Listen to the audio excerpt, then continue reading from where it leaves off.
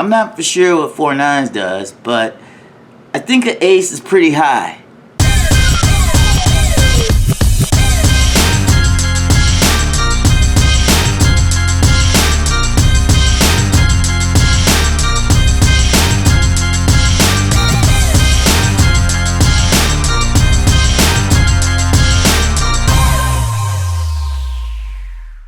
Fin fans up north, Fin fans in the south, to the east and to the west. What's better than this? More of this. Now let's talk about it.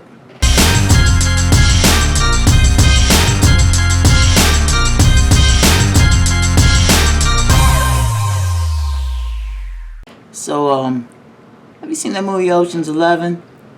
That was a good movie. And I'm here to tell you, I think Miami's playing with a really good hand on this. I mean, let's take a look at the leader that we got here, Tua. All right, so Tua, the quarterback, starting quarterback, presumably for the Miami Dolphins. His record last year was like 67.8% of his 67.8% of his passes were complete. He had over 2,600,000 yards in passing, and I guess the yards after was like 6.8, which wasn't too high, but that's where it was at. And his TDs, interceptions, was 16-10. So, there were like let's just say 26 strikes that he threw up in there, and out of that, I think it would maybe be safe to say that 64% of those passes that 64% of those passes that Tua threw for touchdowns made it into the end zone, were touchdowns. He had 16 touchdowns. And so with playing with that, I mean, you have a good chance at scoring a lot of touchdowns with Tua. Giving him the right weapons on the field and actually the right protection, and that too goes to Tua. He has to call those protection plays back there, and so it goes to show, like, with some of Tua's strength, he does have precision, and his Tua has accuracy. He's an accurate passer. And being a player's player with the roster that we have now, he is going to up his level of playing with the skill that's around him. So expect to see more touchdowns with Tua this season than we did last season, and less interceptions. And expect that percentage rate to go up. So Tua being the leader of the new Miami Dolphins Ocean's 11. Yeah, we're going to be seeing some good things with that. All right, now next up on deck for Ocean's 11, for the new Miami Dolphins Ocean's 11, we got Tyreek Hill. Tyreek Hill, he's going to be a main player, with Tua's success and in the Miami Dolphin offense. Last year, Tyreek Hill had over 111 receptions. And with those 111 receptions, he had over 1,200 some yards. And he was getting about 11 and a half yards, with some yak. And with that, he got like 9 TDs. One of the strengths, well, there's a lot of strengths with Tyreek. The main one, basically, Tyreek is a beast. You're not going to be able to contain that man. I mean, Tyreek is a beast. He's gonna have his will, and he's gonna do what he wants on it. Tyreek's gonna have his will, and he's gonna do what he wants to defenses that try to stop him. I mean, there's just no ifs, ands, or buts about it. So there you have it.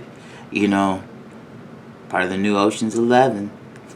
Up next, for the new Ocean's 11, we have Jalen Waddle. Jalen Waddle, a guy from Alabama we picked up, and that was a sweet pick, man. He just fits with Miami so well. He was a rookie that just broke out 104 receptions, and he himself, he eclipsed the 1K mark. You know what I'm saying? So he eclipsed that 1K mark that a lot of rookies strive for. And, you know, he done a lot of good things with that. He had over, 9 yards, of some yak. And he had 6 TDs, in 2021. And with the addition of Tyreek Hill added to the roster and to the weaponry that we're going to have, you could expect to see more yards coming from Jalen Waddle, and that's a fact. And, it might make it hard to get both of them on your same fantasy league, but if you're that lucky, you should definitely do it. Okay. Next up, we got Cedric Wilson Jr. We picked him up from Dallas, and he is a nice pickup from Dallas, because when Amari Cooper was out, their main go-to guy wasn't CeeDee Lamb. It was Cedric Wilson. And Cedric came out with 45 reception yards, with 45 receptions, 602 yards. And Cedric came out with 45 receptions and 602 yards. All right. He had a yak of 13, probably close to 14 yards per carry, or 14. His yak was probably about Cedric Wilson's yak was probably close to 14 yards, after catch. And he wound up with about 6 TDs.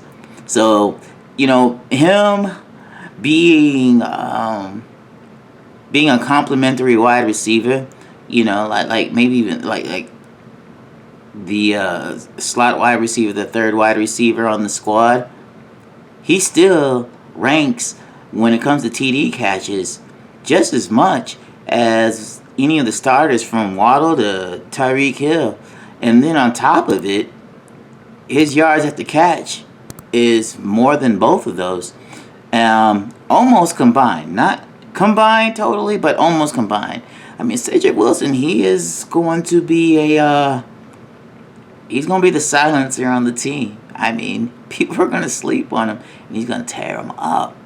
So, yeah, Cedric Wilson, welcome to the Miami Dolphins, New Ocean's 11. Now we got Mike G in the house, Mike Gesicki. We got Mike Gesicki in the house. He's a tight end, a formidable tight end. This man got mad ball skills. I mean, he's like a combination of Okay. Up next, we have Mike G. Mike Gesicki in the house. I'm going to tell you, Mike Gesicki, big man in the building. Mike Gesicki, he is a tight end. He kind of reminds me of Randy McMichael, meaning that, he's fearless, and he'll go up there and snatch the ball. He does not give Mike Gesicki does not care. He plays like there's not going to be a next Sunday, and we like that about Mike G. And, Mike G's numbers last year was kind of off the charts for a tight end. He was doing exceptionally well, despite, everything that was going on around him. He had 73 receptions, he had over 780 yards, and he averaged about maybe 10.5, 11 yards, after the catch. And he had a couple TDs in there, which was really good. And he definitely kept the defenses at bay. The strength with Mike G is the fact that he will contest them 50-50 balls. I mean, he will go up and get it. And he will also... Mike G is definitely he's a smooth player. Not too much of a blocker, but he's getting better. He's getting better on the blocking. He's a smooth player, and I think people underestimate him because he's deceptive with his route running. And again, Mike G has some great hands. So, Mike Gesicki, you on deck with the Miami Dolphins, Ocean's 11. So, with every good group of... And Sony Michel, he has more shakes than a vibration machine. Look, this man, he played for, he was drafted by New England. He was doing good numbers. I mean, he was putting in some work in New England. Except for the fact, New England just overlooked it. It's just because they do it running back by committee there. And they just never really give their running backs a shot. However, with Miami, Sony Michel is going to be the one. He's gonna make a name for himself here with Miami. In fact, to be honest with you, I wanted to draft him back then anyway. So that's what it is. I'm so glad that we picked him up. But looking at Sony Michel's stats, Sony Michel, he's running like 208 rushes, 845 yards last year, and he wasn't even the starter. But this is what he was putting in. This is the work he's putting in. He had like a little over 4 yards average. However, though, the offensive line with the Rams, I'm not gonna say it was the greatest, but it is what it is. But that man can get open. He had 4 TDs, and he does his thing. And so a lot of the Sony Michel's strength, is his run game, and he can catch after he can catch. Sony Michel can catch the ball, and he has the ability to break away from you and shake you. And he has the ability to break away from you and shake you while moving north and south. And that's one thing Sony Michel is smooth at and he's good at, and he makes it look easy. So, Sony Michel, salute. Welcome to Ocean's 11, the new Miami Dolphins. Who's going to be protecting for Tua and opening up some holes for Sony Michel? Teron Armstead, big man on deck. And I'm going to tell you with him, he is solid. Teron has solidified himself, and he solidified himself a position in the Hall of Fame. So, with Teron Armstead on our team, offensive tackle that we picked up from the New Orleans Saints, he brings a lot of... Teron Armstead brings foundation to our team. He's going to anchor our offensive line, and being in that tackle position, that's exactly what we needed. He is one of the most least penalized offensive tackles in the NFL. In fact, it was just like last year alone, Teron himself, he had like 3 penalties all season last year, in the games that he played in. And we need something like that for our offensive line. He adds that veteran leadership, and he's going to show, some of the young offensive linemen that we have right now, just how to do it and some of the tricks of the trades and stuff. So, big hoorah for Teron Armstead for being on the Miami Dolphins. For being on the Miami Dolphins. For being on the Miami Dolphins. So, that's what's going on with Teron Armstead, offensive tackle that we got from the offensive tackle that we got from the New Orleans Saints.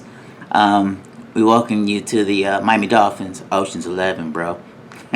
Yes, sir. And then we got our man, X-Man. He's the wild card of the bunch, but he's always for the team. See, one thing about Xavier Howard, Xavier Howard is a ball hawk. And anything in front of him, behind him, this man is snatching it up like he was part of the Fantastic Four or something back in the day. I mean, he is reaching over you and around you to get the rock, and that's what he's gonna do. Like, last year he had a terrific career. The year before he had a terrific career. I mean, he's just doing his thing now, and he's just coasting through it. He had 5 INTs last year, and he returned that for 54 yards total, and he had 1 TD. So this man not only is gonna pick the ball off, but he's trying to take to the house. And he's going to give a lot of defensive Xavier Howard's going to give a lot of offensive problems, because he's not just one to go away. He sits on his own island, and he creates a lot of havoc. And that's what you want from your star defensive backs. And we are glad to have Xavier Howard on Ocean's 11, Miami Dolphins. We got the new Bulldog on the team that we got from the Chiefs. We got Melvin Ingram there. And Melvin Ingram, he brings 2 sacks, and he has 12 solo tackles, and he has 1 forced fumble. Now, the thing is with Melvin Ingram is a formidable presence on that D-line. In fact, if if you don't like block Melvin Ingram very well,